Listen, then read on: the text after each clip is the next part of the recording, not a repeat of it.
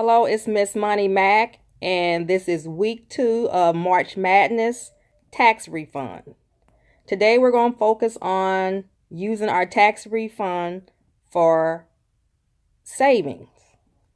The number one purpose of a savings account is to have money set aside for just in case. Just in case your car needs repairing, just in case your AC, your heat, your plumbing, your washing machine goes out in your home. As we all know, things come up, and things have a way of coming up in the most inopportune time.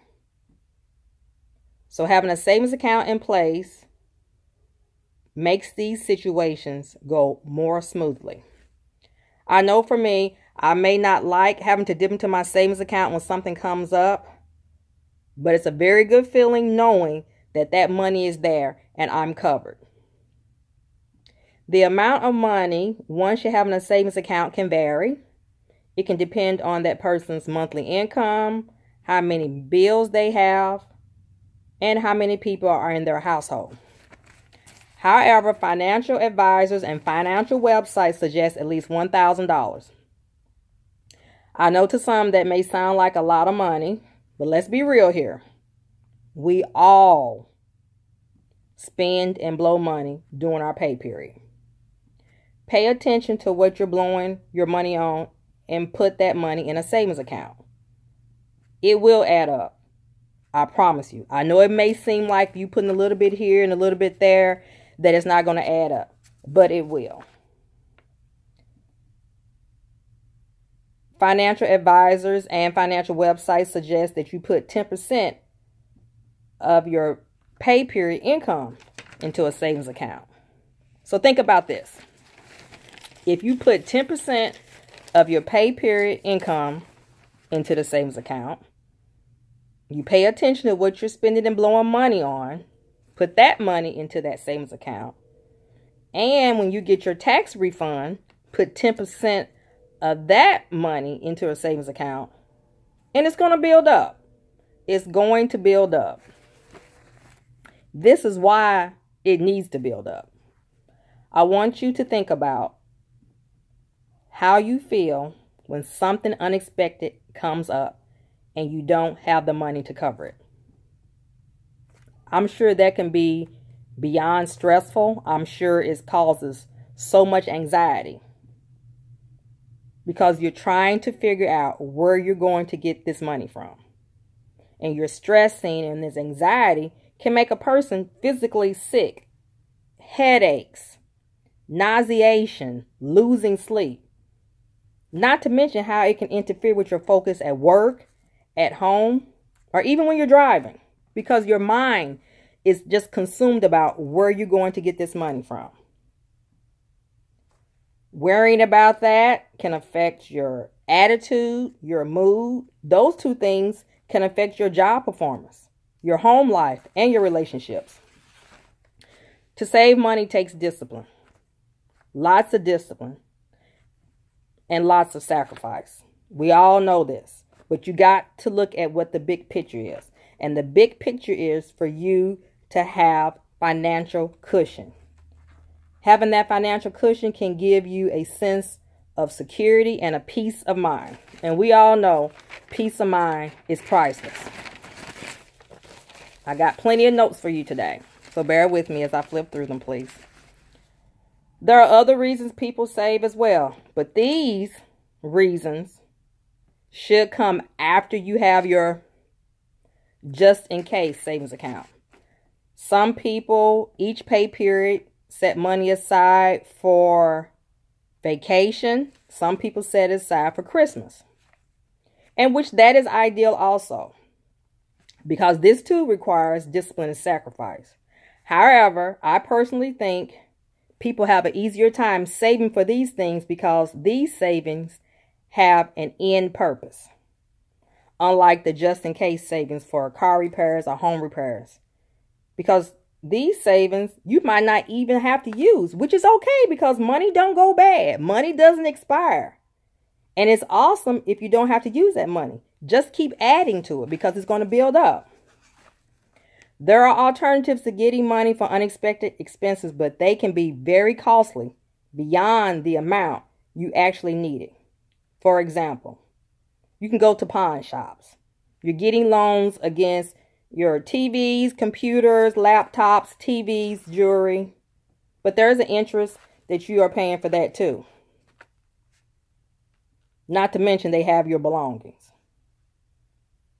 Until you pay that loan in full.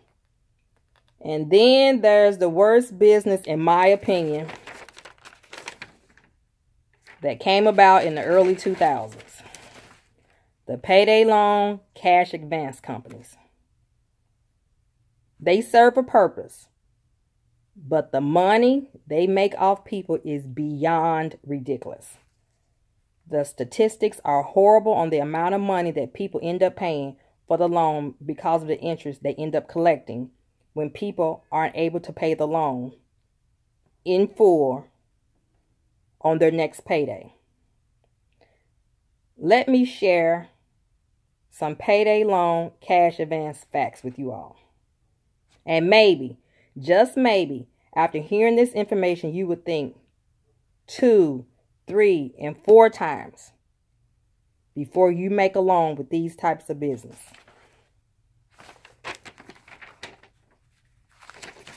Okay, this information is from a financial curriculum, and it's called All About Credit. And this particular lesson is called How Much Money Are You Really Paying for This Loan? And these are, like I said, payday loan and cash advance facts. The term of a payday loan is usually 2 weeks until the next paycheck. And the loan, the amount borrowed plus fees, must be paid back in full at the end of the term. Lenders charge rollover fees when borrowers want to extend the loan beyond the original term. APRs are commonly, listen to this, people, 390% to 780% when loan fees and rollover fees are included. A typical payday loan is about $300.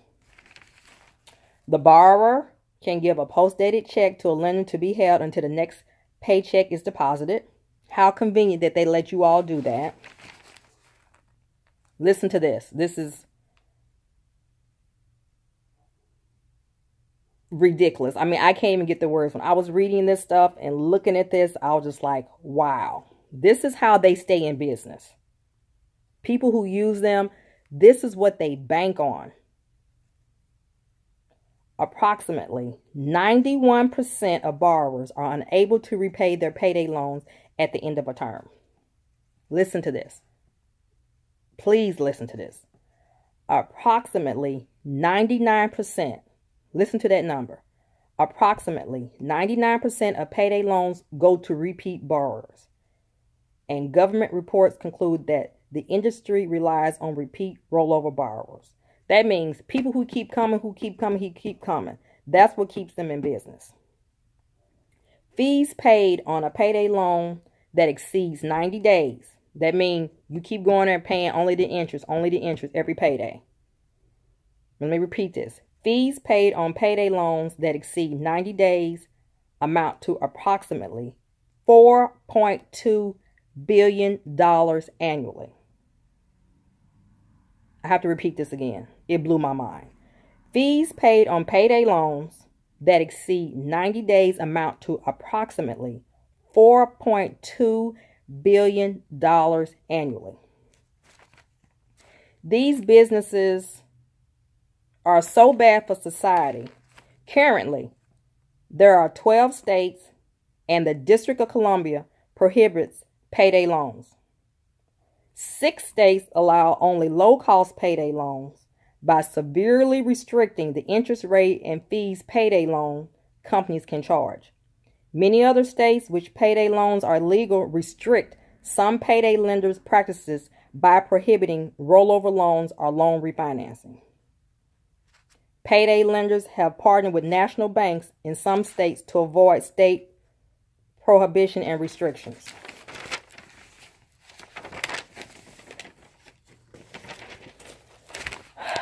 That is so scary to me. I personally have never used a payday loan cash advance place. And I know everybody might not be in that situation. But try to borrow it from your family, your friends, co-workers.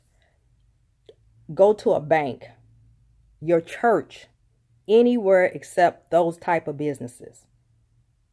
Because getting in bed with them can be so costly. That $300 loan could end up being $900 by the time they get through putting their fees and interest with your initial loan. That's a lot of money, and that's a lot of time. They are collecting that interest off you. So that is why having a savings account is so important. Start small. I get it. Everybody's finances are not the same. But to be in a position where you need to take care of something financially and you don't have the money, that is a scary feeling. It's stressful, full of anxiety. And going to one of these places, it serves a purpose, like I said. But the long run, it just can cost you so much. So really, really think about where else you can get that money from if you don't have a savings account before you go to any of those types of businesses. Because it's deadly. It is deadly and detrimental to any person's financial being. So, start small. Start your savings account. Add to it every payday. Watch how you're spending your money, how you're blowing your money. Put that money into your savings account. When you get your tax refund every year, take 10% of that money, put it into your savings account. Take 10% of your pay period salary, put it into a savings account. It all adds up. It's going to give you that safety net you need just in case something comes up. Because something always comes up. It never fails. It'll be a good feeling, peace of mind that when something do come up, bam, go to that savings account, you get that money out. You just have to be diligent. Make those deposits. Make that sacrifice, because in the long run, it's going to pay off for you. So I'm ending that for today. I'll be back next Friday with week 3 of what to do with your tax refund. Thank you for joining in. I appreciate you. Thank you for your patience as I look down to this paper, because I have plenty of notes and I just want to be sure to get this information out to you all. I'm just a normal person. I work every day like everybody else do. My mentality is just different. Always have been. Have worked hard for everything that I have. Been through bankruptcy, all of that. Marriage that failed, all of that. Been at the bottom, but worked my way back up. So with that, just want to give you that little bit of information about me. I'm not looking down on anybody and where they may be right now in their life financially. But you can come up. That's what I want to stress to you. You can come up. And that's what I want for everybody. I'm not claiming to be an expert. I'm just a normal, everyday person who's been through life and struggles financially and have come up. And I want to share that with you all and the information that I do have. So subscribe to my channel and push the like button. Thank you for joining in. See you next week.